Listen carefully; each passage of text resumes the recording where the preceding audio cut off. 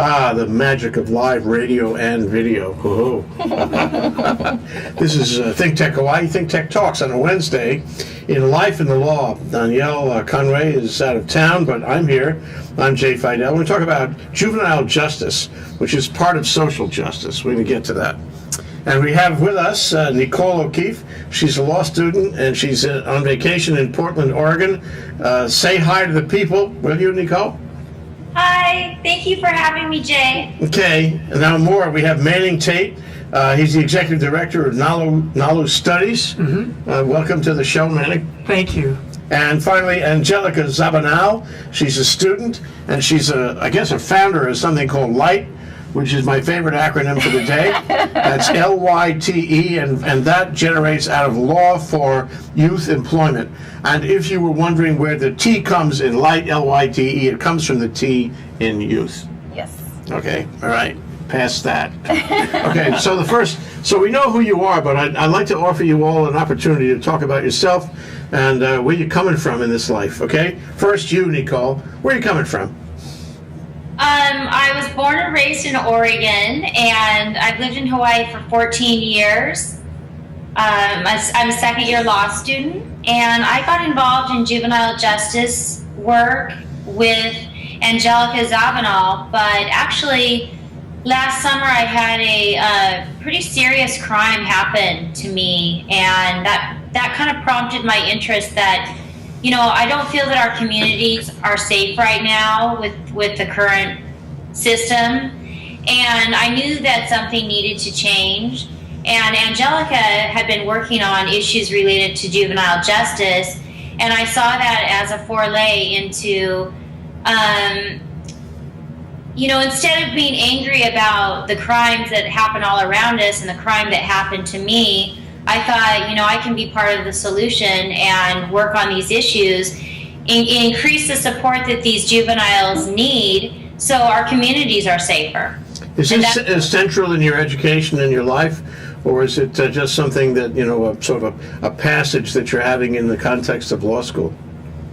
It actually happened because of the crime that happened to me last summer that really got me interested, knowing that there's a really major problem. Because when I'm quite older than the average law student, and when I was young, we could sleep with our windows open on a hot night, and you really didn't hear of you know, people crawling in through your screen while you're sleeping and burglarizing your whole house.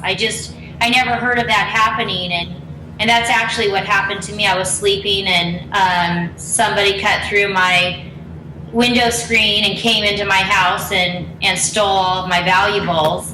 And I actually woke up to the intruder in my bed, trying to I don't know what, but I saw him, and he was a young person. He was a young man, probably 18 years old, kind of a baby-faced kid, and I thought, you know, that's somebody's grandchild. That's somebody's son.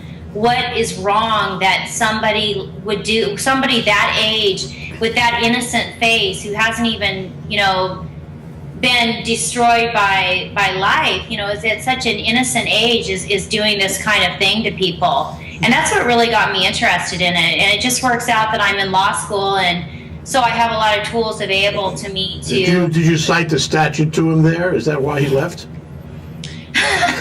Well, no, but luckily I had that evening done a really intense session at the gym, and I was lifting some serious weights that night.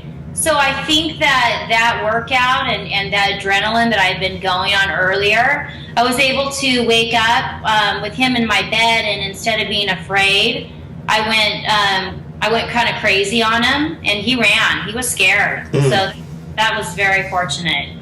So to go back to the question, I mean, is this something that you will make a career of when you graduate law school, or is it you know, limited to your studies? I think that it's something that I'm always going to be engaged in. For example, I'm now becoming a board member of Law for Youth Empowerment, where I'm going to be going into Hawaii Youth Correctional every other week and educating these youth on the law, and, you know, just I just want to continue caring for these youths because, while many of them commit crimes and are a danger to society, I see that the reason that is happening isn't only because, isn't because they're bad. It's because our system is not supporting them and giving them the help that they need to be better people and for our communities to be safer. Mm-hmm. And so, I'm going to continue to live in the community and want my community to be safe. So, there's the interest in helping the youth, and there's also the interest in, I want to live in a safe community. Of course. So I see that as an ongoing interest I'll have. I think I misspoke before to say that the acronym extended to Law for Youth Employment. I meant to say Law for Youth Empowerment. Yes. Yeah, okay. Anyway, let's go to you now, Angelica Zabanal.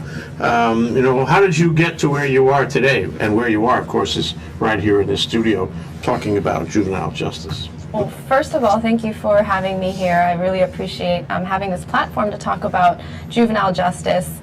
My background, my parents immigrated from the Philippines, and I've been a very privileged person, I think. I grew up in Waiahole, downtown, and now my family resides in Kapolei, so we've lived all over the island. When I actually found my passion for juvenile justice when I was at Stanford University pursuing my undergraduate major in political science and a minor in dance.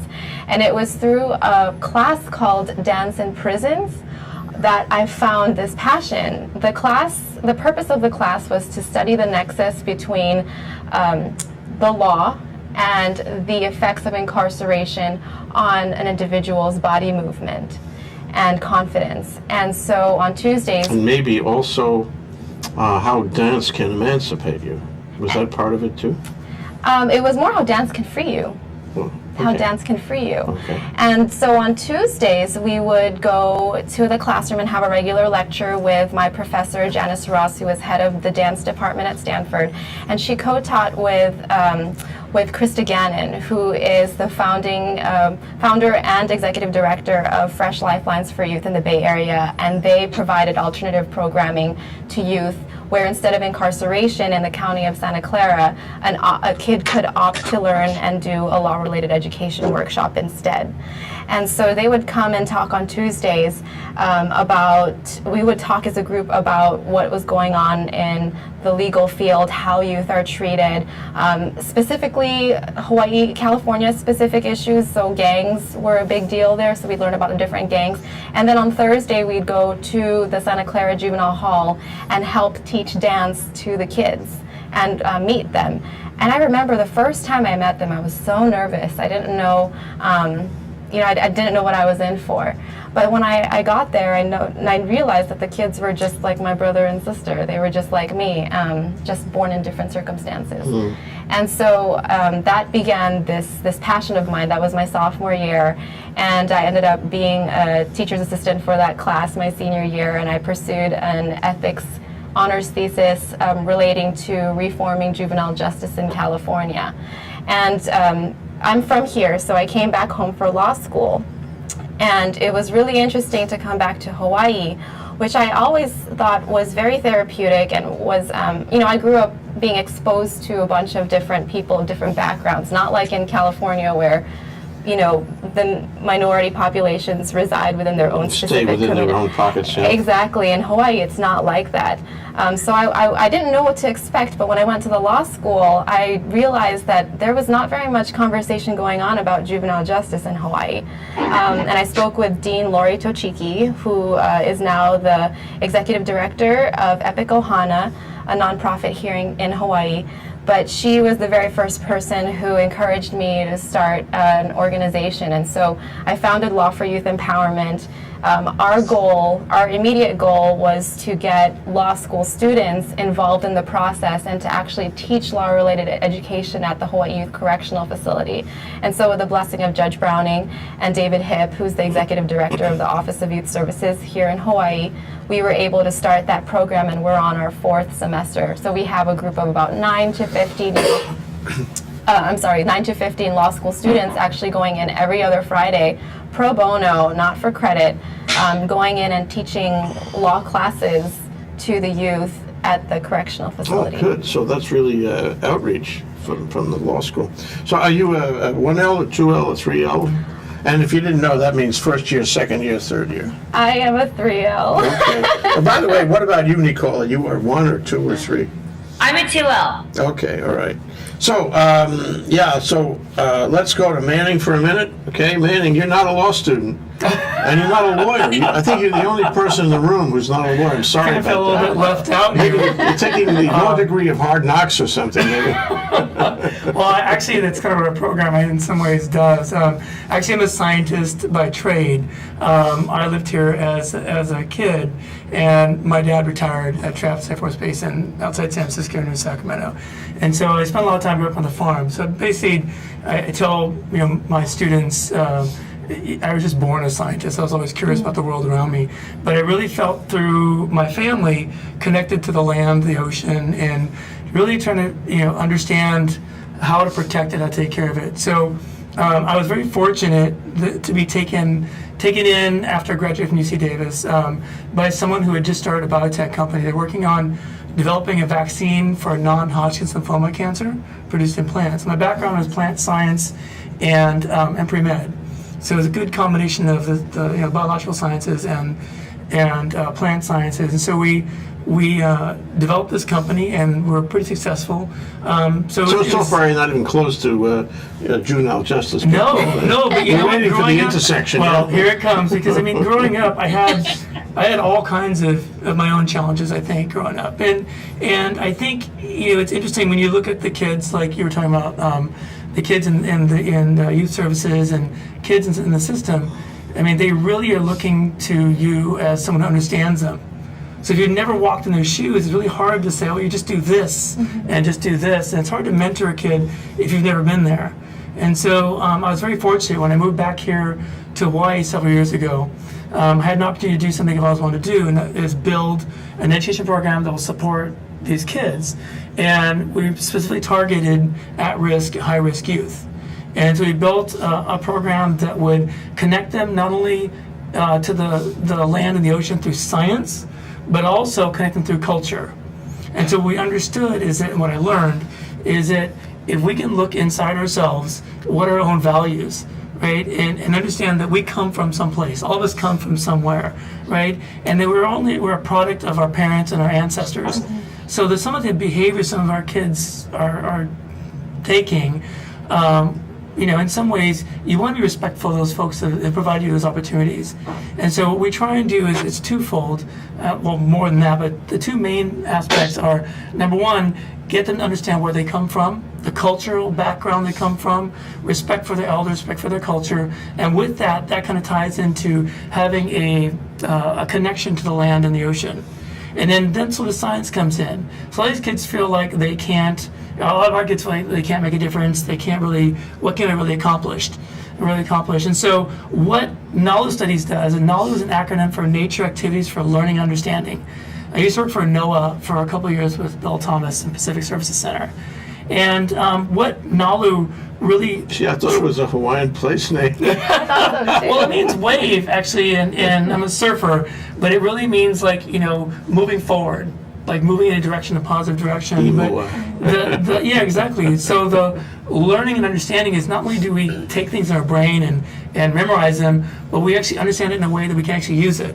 So the core component of NALU is really not just that we teach kids about science, because that's only a part of what we do, but we actually empower them to be able to make decisions based upon data collection. What I find interesting is that the science never lies to you, right? Like the law, it will never lie to you, right? It's all.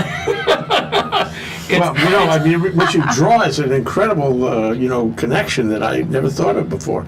That when I was practicing law, they always used to say real estate is not about land. Real estate is about relationships. Exactly, yeah. So actually, science is not so much about science. It's about relationships. Science and social are integrated. It's an amazing thought. Well, one interesting perspective I got from a gentleman named Puake Nogemeyer from the Hawaiian Studies program. He said that it's interesting that when I created this little hui, and all of us science educators got together, and he was one of the only non-scientists in the room.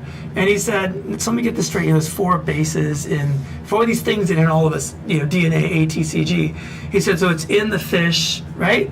I said, yeah. He goes, and you eat the fish, right? I said, yeah. He goes, so it's in you. So essentially the fish is a part of yourself. So you would not take care of your teeth and yourself to keep yourself healthy. So taking care of the fish is essentially taking care of yourself.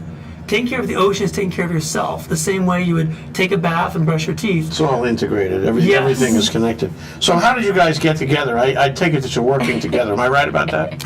Well, I met Nicole recently, and she kind of explained some of the things that's going on in law school, so I'm excited about that. But really, just to one quick thing is, what I really want to emphasize is our kids are we focus on leadership training. I think that's where the law school and showing the kids that there are careers that can help them make a difference in the community. Again, like you said, it's not just about the science, it's about the relationship. So relationship with the land, relationship with the community, relationship with each other. So really empowering them, so the data they collect, I tell them, I'm not going to BS you, right? The numbers are what they are. And so the kids, they gather there like, whoa, this is like, it shows our coral reef is dying. This can't be right. I'm like, those are the numbers.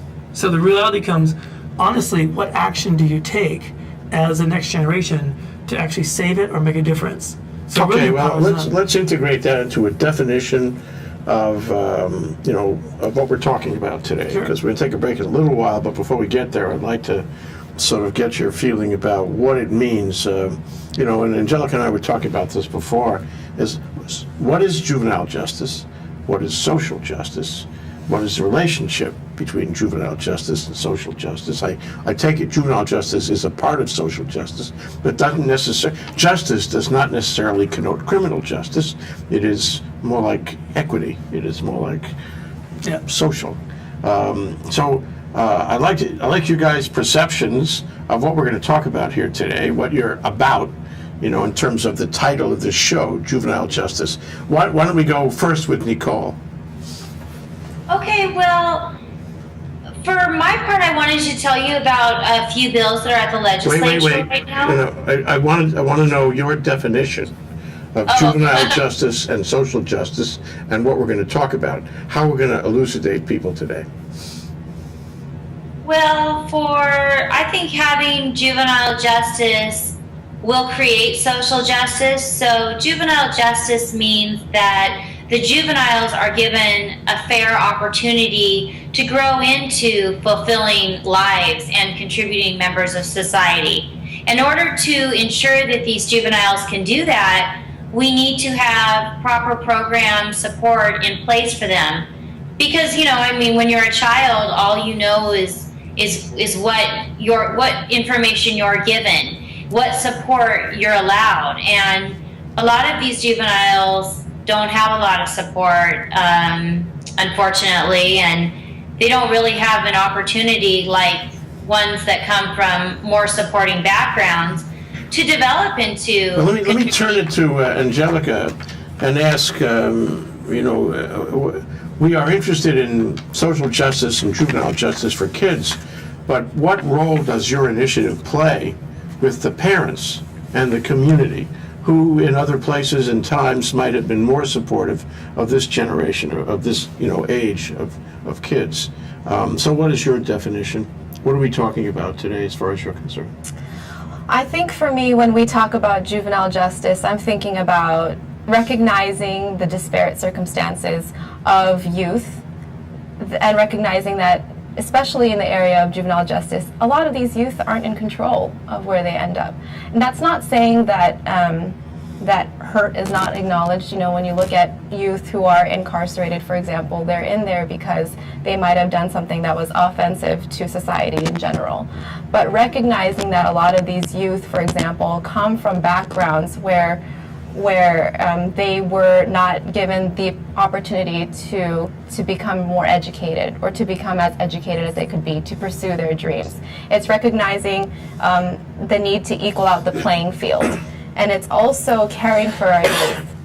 I think you mentioned earlier, that sometimes juvenile justice, social justice criminal justice, what are all these words together? And I thought, and I mentioned to you earlier, that I think juvenile justice is the perfect nexus between all of that. Because while juvenile justice has issues of criminal justice about the prison industrial complex and just all these political things that are involved with how we treat our youth currently, there's also, especially when we're talking about kids, the idea that some of these things are not in their control. When you look at the prefrontal cortex of a youth, for example, a lot of them are not as fully developed as adults.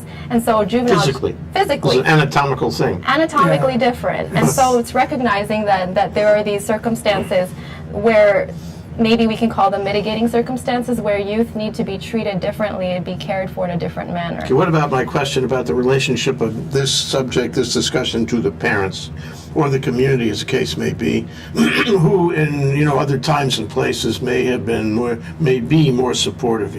It sounds to me like some of the problems you're describing relate to the deterioration of the family as a structure or to the community as a supporting structure, a safety net. Am I right? Is this part of your inquiry? Yes, I believe so. And so this is my understanding of how juvenile justice is sort of embedded within social justice. Because when we look at the parents or the families of many of these youth who end up incarcerated, while I don't want to give a blanket assumption that these kids came from broken homes, the numbers show that a lot of them maybe came from lowered socioeconomic backgrounds, and so it may not even be the fault of the parents themselves. It's sort of an unending cycle. And so the issue that I take on personally, juvenile justice, is to try to break that cycle. Okay, let's go to Manning. Manning, your thoughts about this? What are we going to talk about today in terms of what is social justice, what is juvenile justice? Well, I think when we talk about juvenile justice, I mean, our society as a whole is impacted, has grown as a result of how we raise our youth.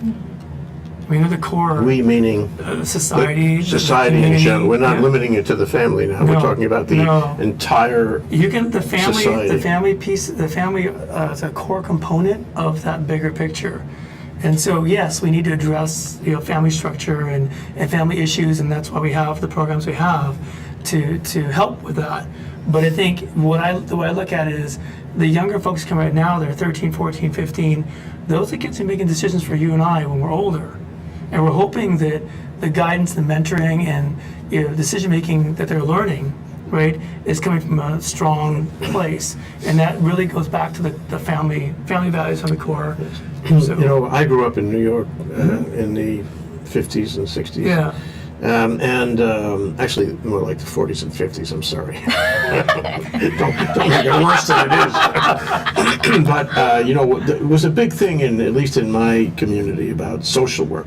Yeah. And there were a lot of people who made careers out of social work, and social work was a profession, in which you would help other people, and you were selfless about it, and it was a remarkable time. Yeah. It was a great age, in that connection, and I think those people did a lot of good. And I never met a social worker I didn't like because they were all motivated that way. Are we talking about the modern iteration of social work here? Is that what we're talking about? Well, what I'm looking to do is, what Nalu is looking to do is really to use or to work within the communities, responsible community leaders to mentor our younger folks. So these individuals who understand, like you said, the social values and the social responsibility. And I know our focus is really, it's environmental per se, but it really is more than that. So we're looking at community leaders who, like for example, Herb Lee, who is director for Pacific American Foundation.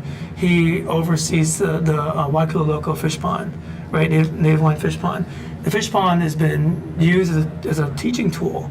So here's an individual who is seen as a higher level, someone who's taken kids under his wing and developed programs to help them. And so I think when you think about, and it's not just kids, not just youth, it really is family. Mm-hmm. Judge Radius said something to me one time, in the Girls Court program, the parents are required to show up, right? They have to be there. Because you can actually take a kid and move them over here and work with them and do amazing things with them. But when they go back home, if the home life is, in disarray and has all these challenges, it's really hard to get them to kind of see things differently, see themselves differently when they keep going back to the situation that's very negative for them. But you imply, and here we are, this is life in the law. Two of the three of you are law students. Yeah. You're taking or have taken, criminal law as a required course. Yeah. It is in every law school, I think. You're talking about people who are having trouble in society, but I think by implication, you're also talking about people who have had scrapes with the law, who have met the family court, who have met the criminal courts. And it is that is the underlying common denominator of these efforts. If they hadn't had scrapes with the law, we wouldn't be nearly as concerned in this approach to resolving the problem. Okay, we're gonna take a break now. Sorry. No, it's and okay. when we come back, we're going to hear the long-awaited statement by Nicole O'Keefe of the bills that are now pending, and that you guys are supporting to try to get social justice, codified in the legislature this year. So anyway, this is ThinkTech Talks. We are talking about life in the law. Danielle Conway is not here today, but I am. Jay Fidell. We're talking about juvenile justice as a part of social justice with Nicole O'Keefe, Manning Taite, and Angelica Zabanal. We'll be right back after this short break. I'm Jay Fidell. That's Sharon Moriwaki of the Hawaii Energy Policy Forum. And every Wednesday we have Hawaii, the State of Clean Energy. We've been doing it for some time now, and we have some fantastic guests on there, unbelievable guests who give us insight into what is going on in a very complex, sometimes very confusing, sometimes very disappointing area of progress in the state. So we love doing this. We love meeting them. We love talking to them. We love having their ideas out on the table. So maybe, just maybe, we can all make some sense of what's going on. Sharon, what do you think? I think that's absolutely correct. We enjoy ourselves meeting with all these people and hearing about the energy and the state of clean energy, and hopefully we advance clean energy for the state. So it's terrific. Join us. Come Okay, join it's us. every Wednesday. Okay, Wednesday is Energy Day. Every Energy Wednesday, 4 to 5 p.m. Hawaii, the State of Clean Energy, here on ThinkTech Hawaii. Energy. We'll Is see that you. fun? We are now. We're back on. This is ThinkTech Talks, Life in the Law. We're talking about juvenile justice with Nicole O'Keefe, a law student, Manning Taite, the executive director of NALU Studies, and Angelica Zabanal, also a law student. And Nicole has been waiting to talk to us. Thank you, Nicole, for being so patient about the bills. One of the interesting things about this is that you guys, at least two of you, are law students. And you are out there doing what most people in the world never do. You are advancing or attempting to advance bills in the Hawaii State Legislature. Good for you. This is good training. This is the way the law changes. I'll never forget when I got out of law school, and I went to a law firm, they said, well, the law just changed. And I said, what do you mean? I spent 3 years studying what the state of the law was. As soon as I get out, it changed? How could they do that to me? I never got over that. But the fact is, the law changes all the time, and I think it's really good training for you as law students to be actually involved in that change, to advocate for that change. So what is the reason, that you have for advancing this kind of juvenile justice bill in the first place, and what are the problems you're trying to resolve with the 3 bills you're advocating for? Yes, well, a working group formed in August of 2013 to look at the issues of juvenile justice. They found that there had been commendable advances over the last 10 years. However, a lot of work still needs to be done, and what they found was there are not enough substance abuse and mental health programs. So low-level offenders are being sent to Hawaii Youth Correctional Facility rather than being sent to programs, only because there's a shortage of these programs, not because the level of offense they committed is such that they must be in a secure facility. And the problem with them being sent to a secure facility is that when you are a low-level offender and you're in a secure facility and then you're released, research has found in that situation the chance of the low-level offender recommitting a crime and being sent back to a secure facility is pretty much a given. It happens all the time. But you get criminalized. You get hardened, right? If you're among hardened criminals, you get to be a hardened criminal. It's just osmosis in its own way. It totally makes sense. Exactly. It's like lie down with dogs and you rise with fleas. And maybe these kids committed a low-level offense. If they don't get incarcerated, but instead are diverted to programs that these bills are trying to get more and more set up, so this would be a likely option. Okay, so one of the bills involves putting high-risk inmates only into the Hawaii Correctional Facility, which is in, Kaneohe somewhere, near the women's detention. In Ko'olau. Ko'olau, yeah, right up against the mountains. Beautiful location, Really actually. nice. And so you want to put only the high-risk people in that facility. What do you do with the low-risk people if you're Correct. limiting? So now, when one juvenile is incarcerated, it costs taxpayers almost $200,000 a year to secure one youth in facility for a year. However, if a low-level offender is not put in a secure facility, we can treat 3 youths for that $200,000. But where does he go? So instead of going to incarcerate the youth for $200,000, that money instead is invested in social programs, substance abuse treatment, mental health treatment in the community. And for the price of $200,000, incarcerated for one, if not incarcerated, that amount of money can treat 3 youths. So the low-risk offender is going to be put in a program rather than in a correctional facility. Is that the idea? Correct. And 3 of them for the price of one incarcerated, which has proven to not be helpful for low-level offenders. Okay, why didn't the government agency responsible for the the Hawaii Correction Facility and these programs, why didn't that person make this decision himself or herself? Why does it have to be legislation? I think that it's short-sightedness where in order to have these programs, more substance abuse treatment, more mental health treatment, we're going to need to invest money for that in the beginning. And then we're going to see the returns later when we're incarcerating less youths and we're treating them in the less expensive way in the community. Okay, is this a money bill that's going to require additional appropriation?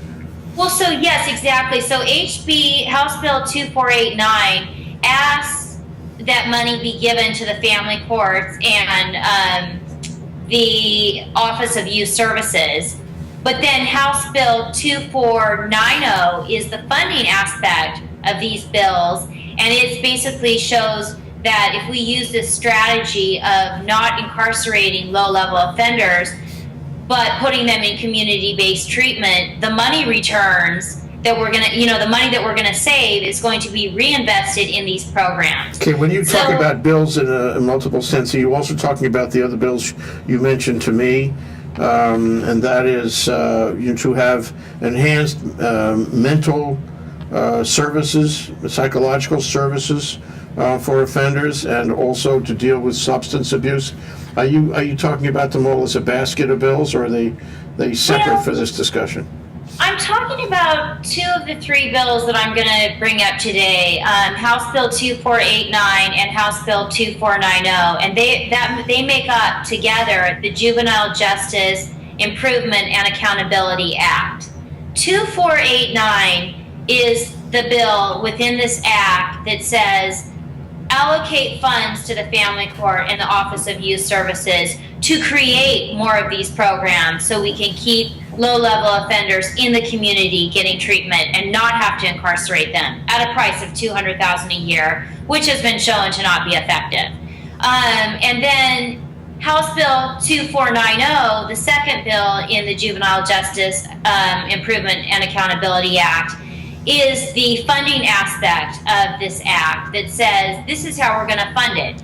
The money that we save by not incarcerating these youths in an ineffective strategy at $200,000 a year, we are going to save money by keeping them in the community. In these Okay, well, I just have you guys testified on these bills? Have you been down there? I have. Yeah? Yes. Good for you. Because I think it's important for every citizen to have the opportunity and, go down and engage with the legislature, make testimony, submit testimony, deal with their questions, and try to change policy that way. And I commend you for, having advanced the bills and for going down and testifying. Have you done that also, Nicole? Have you been to the legislature? I've not testified, and that's partly because, like you were saying, getting involved in the legislative process is so wonderful, but at the same time, believe it or not, even as a law student, this has been very new to me. It's not only even until, it wasn't even until 2 months ago that I started to understand that, Will these bills stand a chance of passage? Where are we here? Have they crossed over? They've crossed over. There has been pretty much no opposition to them. The biggest concern and what I really want to have the public understand. Cheer up. You have 1 minute to express that. Because in 4 minutes we're going to have to close. As wonderful as these bills are, they will not be able to do anything unless enough funds are allocated for them. So please reach out to the Finance Committee and let your voices be heard. Let them know you want your communities to be safer. When's the next hearing? Well, actually, you need to go to www.capitol.gov Hawaii and sign up for hearing notifications on these bills. And when there's a hearing scheduled, they will notify you. And that is when you can put yourself on the mailing list.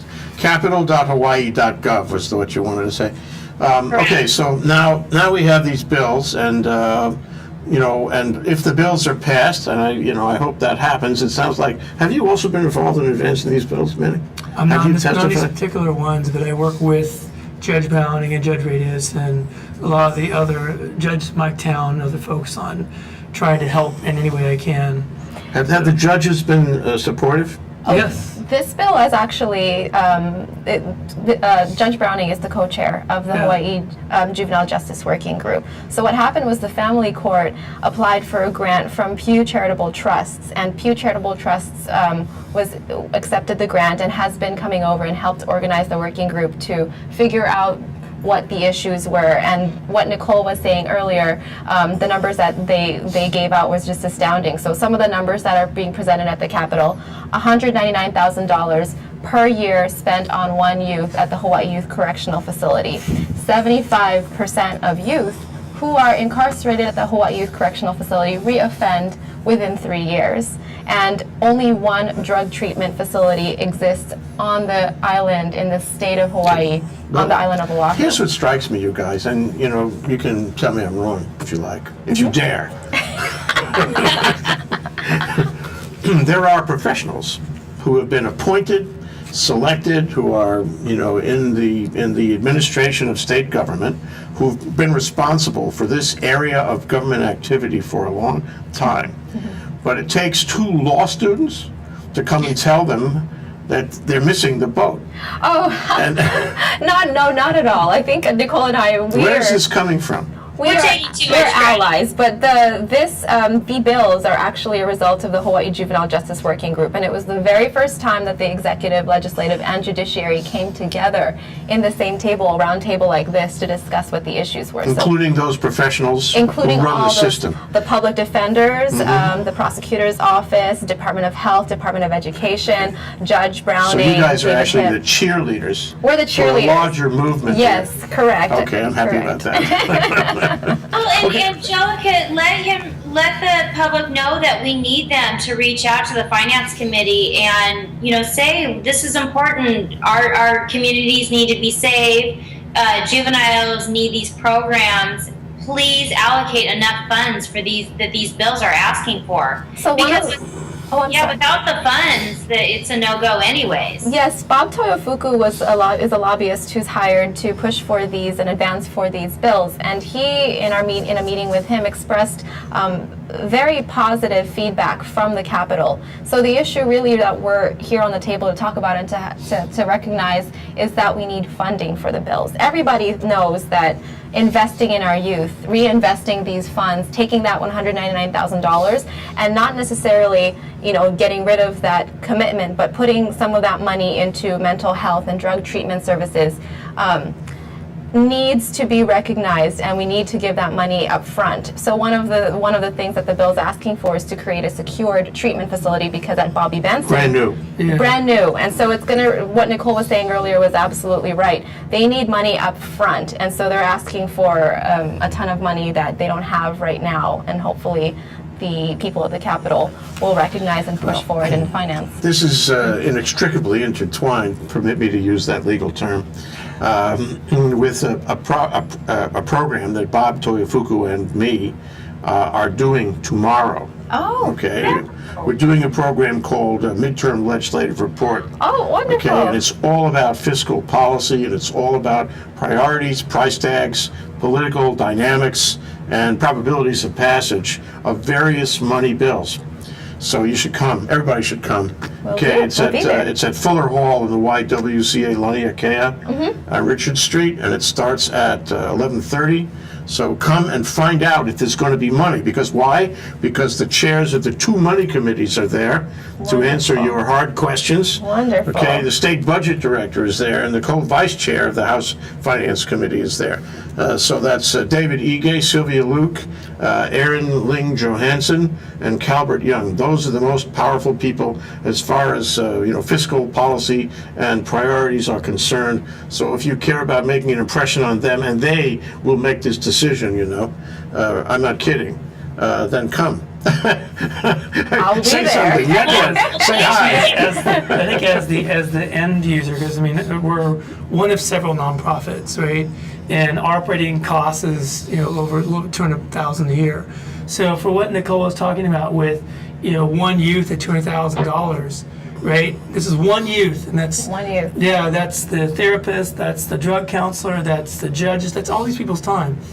And so for us, our kids get high school credit, a whole year of science, college credit, internships, shop skills training, and we're working with probably 100 kids a year on 200,000. So you do the math on That's that great. one. Yeah. I mean, to me, we're one of many programs, but I think money going into programs like ours is a lot more. We need Bobby Efficient. Benson. Yeah. It needs to work in partnership with other programs, but I really feel like with a program like Knowledge Studies, it's empowering a kid to get ahead. And for some of these kids, they can't graduate because of how far behind they are. So a program like ours that gives them a whole year of college credit. They are eight our weeks. future. If we mold them well, we'll have a better future, all of us. One We're out of quick time, comment so that I why got- don't you make a quick comment and we'll be out of time. I will. It's just, I want to thank Pam and Pierre Midyar, because they were the first ones to step up and believe in us. They made a substantial donation to our program right off the bat. And we're very grateful for them for that. And then behind them came Castle Foundation, Atherton, and a lot of other family folks and Healy Foundation. So what Pam's really emphasized in our discussion is that, if There's not they can there's no match. time. We're out of time, Manny. We're done. We're done. Oh. I'm sorry. My That's okay. heartfelt apologies. I think you made the point. You made the point. That's Manning Tate, the Executive Director of Knowledge Studies, and Nicole O'Keefe joining us by Skype out of Eugene, Oregon, who's a law student here at the William S. Richardson School of Law, and Angelica Zabanal, another law student and founder of LITE, L-Y-T-E, Youth for Corporate Empowerment. Youth for Law Oh, Empowerment. did I say corporate?